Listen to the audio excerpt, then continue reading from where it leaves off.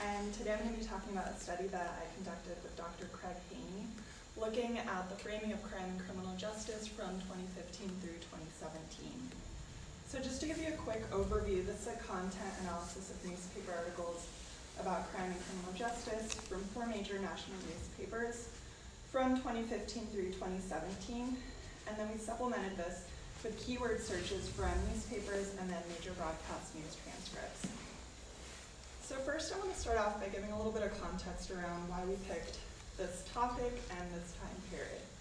So we know that media is one of the public's primary sources of information about crime and criminal justice. But in addition to being an information source, it can also serve an agenda setting function by raising public concern over crime or certain types of crime. We also know that media coverage of crime and criminal justice can be politically influenced. And this can happen in a couple of different ways. One way is through state sources, so relying on law enforcement agencies or politicians to give information for news coverage. Another way is through presidential speeches and policy. So there's been research showing that if the president is really highlighting crime or certain types of crime in their speeches or in their policy, that there can be more coverage of those kinds of crimes or issues in the news.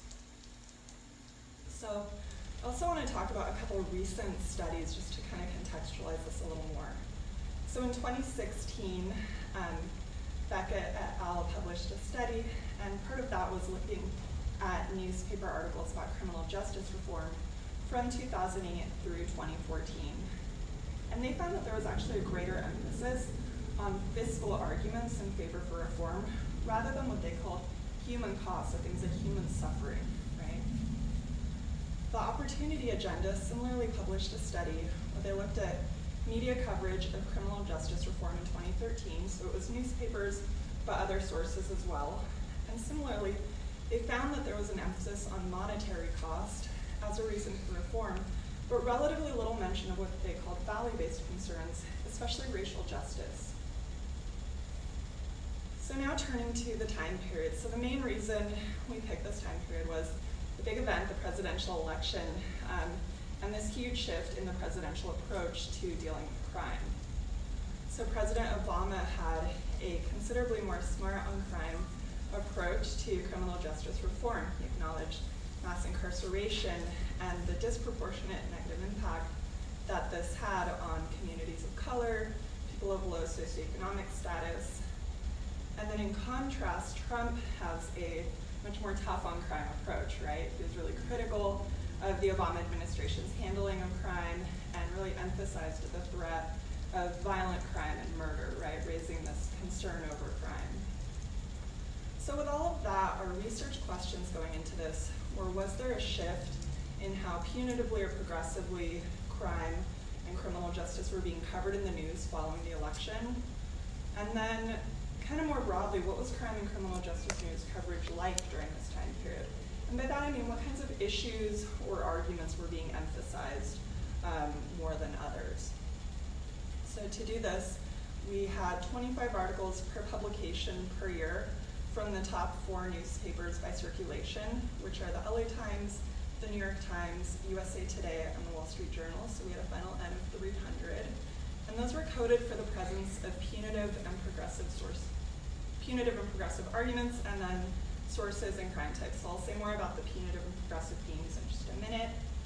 And then to supplement that, we did keyword searches of relevant terms in those 4 publications, as well as in major television broadcast news transcripts. So as far as the coding frame that we used that had 11 progressive and 10 punitive themes.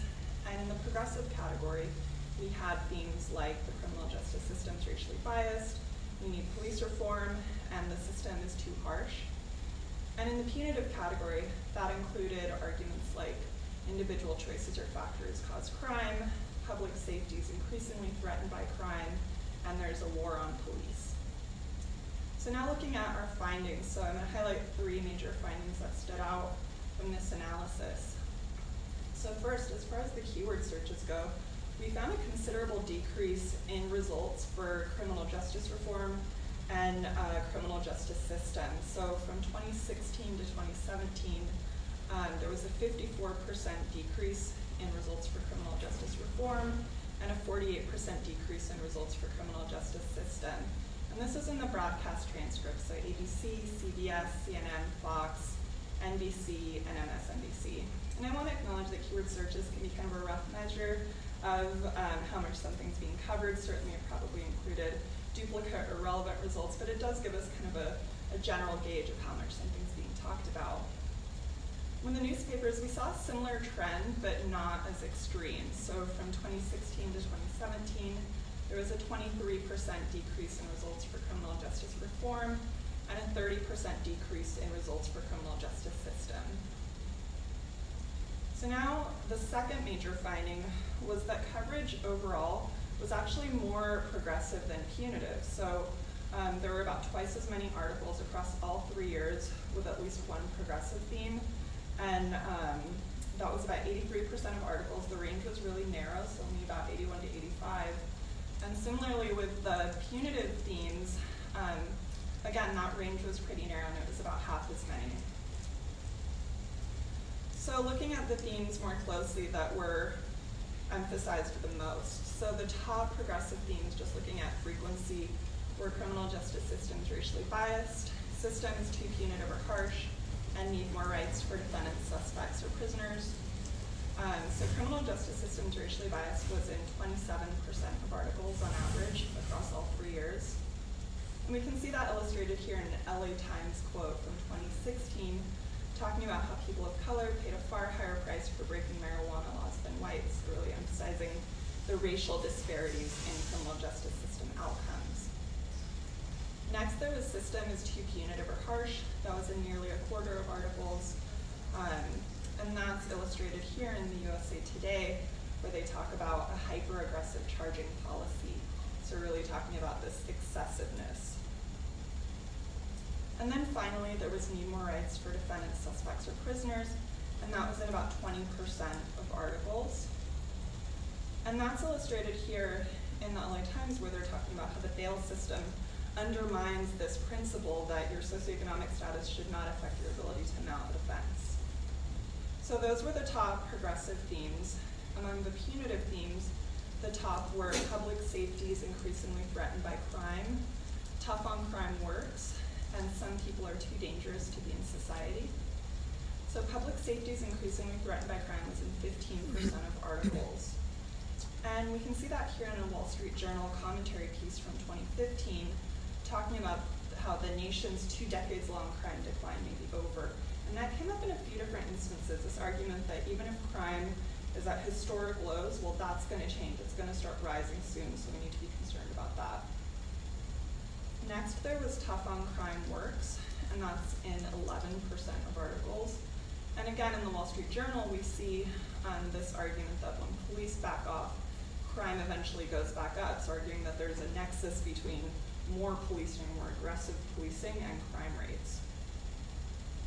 And then finally, there was some people are too dangerous to be in society. That was in just under 7%, which kind of speaks to the low base rate that a lot of the punitive themes had. And we see that here. This is a New York Times article from 2015 where a state official is quoted as saying there's people that you don't want ever living next to you. So now turning to the third major finding. So there was a considerable focus on homicide. Homicide was the top frequently mentioned type of crime, followed by drug crime and violent crime. And that's pretty consistent with previous research in this area. But we also saw an increase. So there was a 9% increase in mentions of homicide from 2015 to 2017, which had a significant chi-square relationship. We also saw some disparities by publication. So the Wall Street Journal mentioned homicide in about 30% of articles, and it was mentioned least often in the New York Times at only about 12%. So definitely some differences there. So now putting it together in terms of what does all of this mean. So the decrease in coverage of criminal justice reform, we think that that is, probably due to a couple different things. Criminal justice reform is not a big priority of the president anymore like it was during the Obama administration. And also just the shift in focus, in media focus and public attention to what I'm calling the current political turbulence. But regardless of the cause, this has really important implications for criminal justice reform. So if this is being talked about less, what does that mean for how much the public is interested in and concerned about criminal justice reform? Second, we did not find that coverage was any less progressive, at least in the short term. And one thing that was interesting was that while those earlier studies that I mentioned did find that there was this, this emphasis on cost-based arguments for reform, we didn't find that. If anything, we found more of a value-based focus, so things like racial justice, excessive harshness, the rights of defendants. There was not, a significant, one of the themes was that tough on crime is costing too much, and that wasn't one of the top themes that stood out. So that was kind of an interesting finding there. And then finally, the increased focus on homicide, it didn't translate into articles becoming less progressive, at least by the measures that we used. So consistent, it's consistent with previous research that media tends to focus on violent, sensational crime like homicide, irrespective of the rates, but it was interesting that it was covered more without coverage becoming less progressive by the measures that we used. So as far as future directions for this go, and kind of I'll talk about limitations wrapped up in that. So assessing trends over a longer time period would be an important next step. So we looked at a pretty narrow window. It's possible that coverage could have become more punitive and we just didn't capture it in such a narrow window. And then second would be, I'm just not going to hurry up in that because I only have one left. And second would be looking at other types of coverage. So maybe other media types, maybe if we're looking at broadcast news or other kinds of sources, we would see more of that political division taking place. So this is really limited to not only newspapers, but to those publications that we looked at. So that's all I've got. Thank you for listening. And I think I have a minute or two left if